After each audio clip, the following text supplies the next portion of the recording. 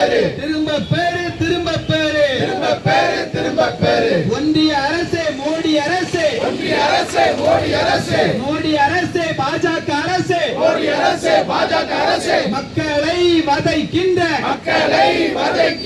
விலையேற்றத்தை திரும்ப பேரு விலையேற்றத்தை திரும்ப பேர் செய்திருக்கின்ற மோடி அரசே பாஜக அரசே மோடி அரசே பாஜக அரசே திரும்ப பேரு திரும்ப பேரு திரும்ப பேரு திரும்ப பேரு பணியிட குறைப்பை திரும்ப பேரு பணியிட குறைப்பை திரும்ப பேரு ஒன்றிய அரசே மோடி அரசே ஒன்றிய அரசே மோடி அரசே என்ன சொன்னாய் என்ன சொன்னாய் என்ன சொன்னாய் என்ன சொன்னாய் ஆண்டுக்கு ஆண்டுக்கு ஆண்டுக்கு சொன்னாயே என்ன ஆச்சு என்ன ஆச்சு என்ன ஆச்சு என்ன ஆச்சு வாக்குறுதி என்ன ஆச்சு வாக்குறுதி என்ன ஆச்சு எதிர்கட்சி ஆளும் கட்சி என்கிற நிலையில் அந்தந்த கட்சிகளுக்கு வருத்தங்கள் இருந்தாலும் கூட நாம் எந்த கவலையும் இன்றி மக்களுக்கான இந்த ஆர்ப்பாட்டத்தை முன்னெடுத்திருக்கிறோம்.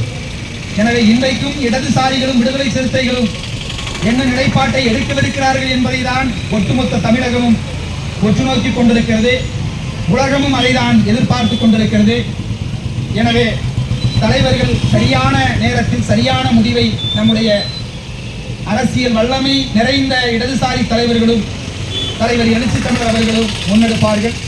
எனவே அது குறித்த கருத்துக்களை நாம் வைக்க வேண்டியதில்லை என்கிற ஒரு அன்பான வேண்டுகோளை வைக்க நான் கடமைப்பட்டிருக்கிறேன்.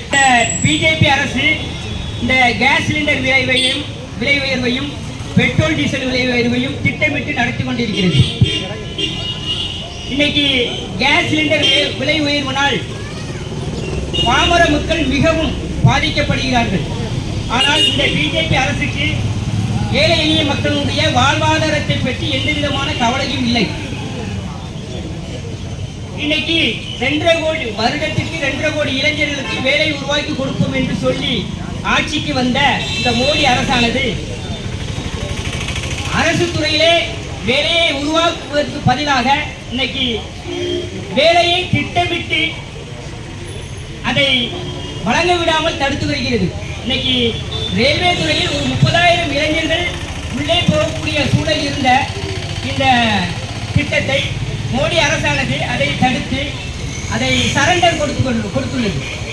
அப்படியான ஒரு மக்கள் விரோத அரசாக தான் இன்னைக்கு மோடி அரசாக செயல்பட்டுக் கொண்டிருக்கிறது. இன்றைய தேர்தல் தமிழ்நாட்டிலே நடந்த தேர்தலில் மக்கள் இந்த தமிழக மக்கள் பிஜேபி அரசுக்கு ஆதரவு கொடுக்கவில்லை என்பதுதான் மிக முக்கியமான ஒரு நல்ல ஒரு செய்தி. இன்னைக்கு தமிழ்நாட்டிலே கால் ஊன்ற முடியாத அளவுக்கு மக்கள் பிஜேபிக்கு ஒரு சரியான ஒரு அடியை கொடுத்துள்ளார்கள்.